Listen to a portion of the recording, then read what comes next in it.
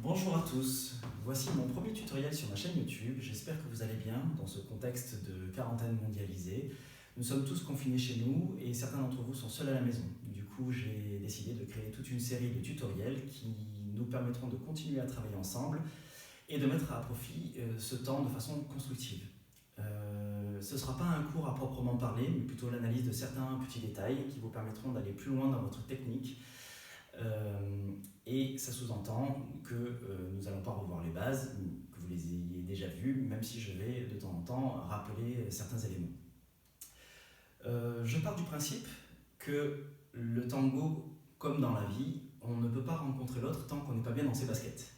Du coup, on va travailler notre technique ensemble de façon à ce qu'on puisse être prêt à rencontrer l'autre. J'essaierai de poster ces vidéos normalement tous les lundis après-midi, de façon à ce qu'il y ait une certaine régularité. Je vous souhaite donc un très bon travail, beaucoup de paix dans votre cœur et beaucoup de courage en attendant que le monde trouve son équilibre. Donc, on va commencer avec l'idée de la posture et le mouvement. La posture, dans le tango argentin, il y a l'idée de vraiment se redresser.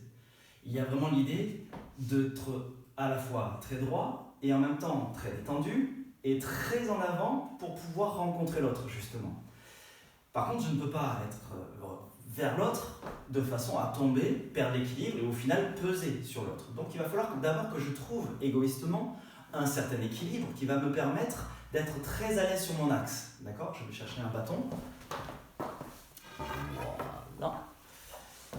Il faut absolument que je me retrouve très droit. Si jamais je commence à tomber en avant, que les talons se décollent trop, que j'arrive sur les orteils qui se crispent, je tombe sur l'autre et je pèse sur l'autre.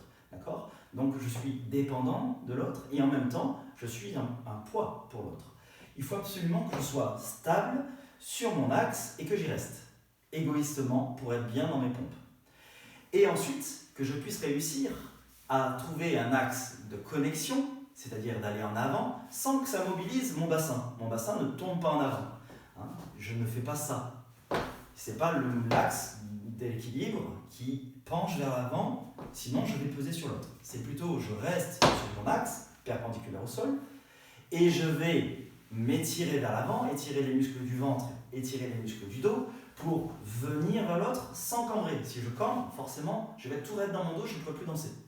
Il faut que je sois très détendu et que mes épaules, comme ma poitrine, viennent vers l'avant pour le prendre dans mes bras. Et donc, il y a à la fois un axe d'équilibre, dans lequel je dois rester égoïstement pour être bien à l'aise, et un axe de connexion pour rentrer dans le câlin, d'accord, dans l'abrazo, qui va me permettre d'être vraiment connecté à l'autre. Donc ça c'est vraiment très très important et on peut utiliser un autre petit outil de façon à bien comprendre ça. C'est comme si il y avait quelqu'un qui me rentrait dans un cerceau et qui tirait vers l'avant.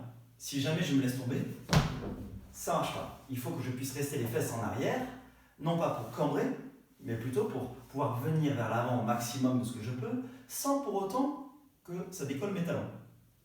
D'accord ? C'est parce que j'ai les talons encore dans le sol que je peux aller vers l'avant sans tomber.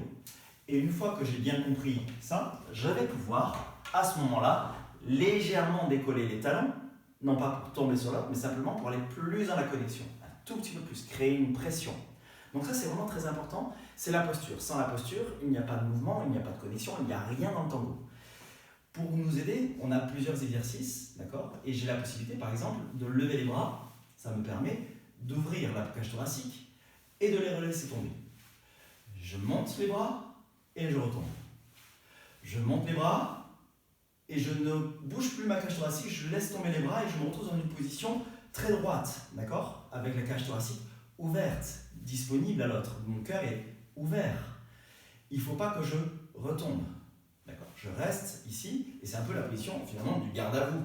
D'accord ? Il ne faut pas non plus que ce soit cambré en arrière. D'accord ? Simplement, je me redresse et ça me donne toute liberté de mouvement, tranquillement, tout en étant bien droit. Je pousse dans le sol, je vais vers le ciel grâce au fait d'utiliser mon poids et de pousser dans le sol, ça me redresse et donc je peux ouvrir la cage thoracique, ouvrir les côtes flottantes, ici, je ne suis pas fermé, j'ouvre pour proposer mon cœur à l'autre et non pas mon bidou et encore moins ma gorge, sinon il faudra danser avec des casques. Donc il faut absolument que ma poitrine s'ouvre, d'accord? D'ailleurs, en médecine chinoise, il y a un point très important ici qui s'appelle Danzhong, qui concerne la respiration. Et je vais proposer cette ouverture au niveau du plexus du cœur. Okay? J'ouvre et elle fait de même. On se prend dans les bras, on peut danser. D'accord? Donc c'est très important. Il y a un autre exercice que je peux faire. Je peux très bien lever les bras et tenir une barre. D'accord? Bien sûr, je n'ai pas besoin de la barre. Je peux très bien imaginer avoir une barre imaginaire et ça me permet d'être bien droit et bien connecté. Il suffit que je relâche les bras et je suis dans une bonne position.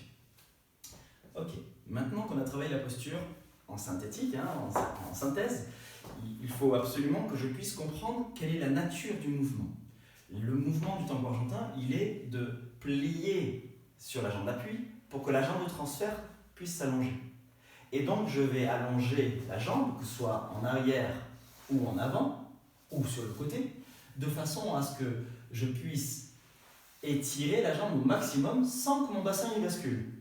Je reste dans la position et ma jambe descend, non pas parce que je le veux, simplement parce que je suis attiré par le mouvement. D'accord ? C'est comme si quelqu'un me poussait. Pour ne pas tomber, je ne me laisse pas tomber. Je vais au contraire à l'encontre de cette main qui me pousse pour ne pas tomber.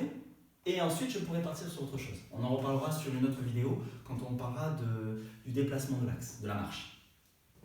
Donc, que je le fasse en avant ou en arrière, ou sur le côté, il n'y a pas de mouvement de mon bassin.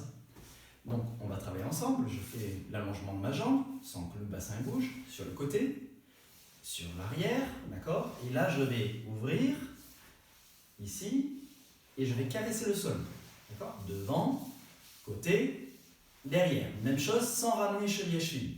Devant, côté, derrière et ramène. Devant, côté, derrière et ramène. Il faut que j'imagine un plus grand cerceau au sol qui va me permettre de pouvoir faire devant, côté, derrière, jusqu'au gros orteil. Il faut vraiment que je sois très très à l'aise sur mon appui pour que le gros orteil puisse aller derrière au maximum sans que je m'appuie dessus, sinon c'est pas bon. Et je ramène. Devant, côté, derrière et ramène. Devant, côté, derrière et ramène.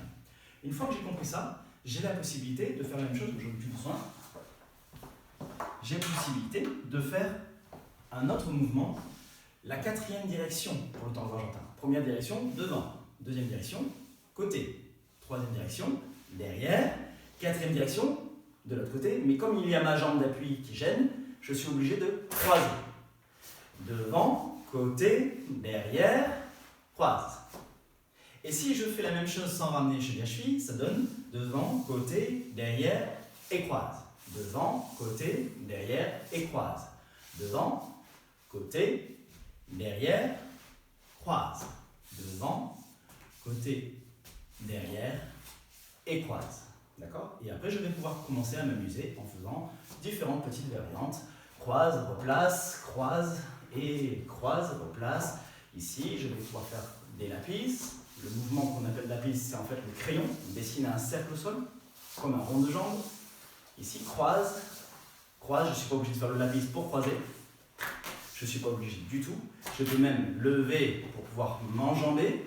Replace, et replace, et replace, et replace. Et je vais pouvoir partir sur énormément de variantes.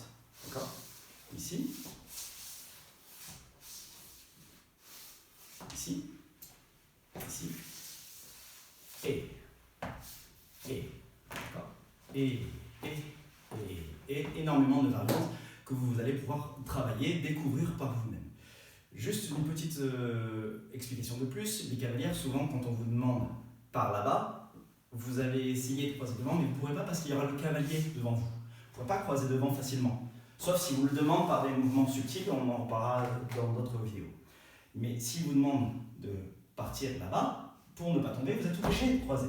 D'accord ? Ce qui veut dire qu'il vous pousse et je croise. Vous êtes obligé de croiser par l'arrière, d'accord ? Pas par l'avant. Sinon, vous allez donner des coups.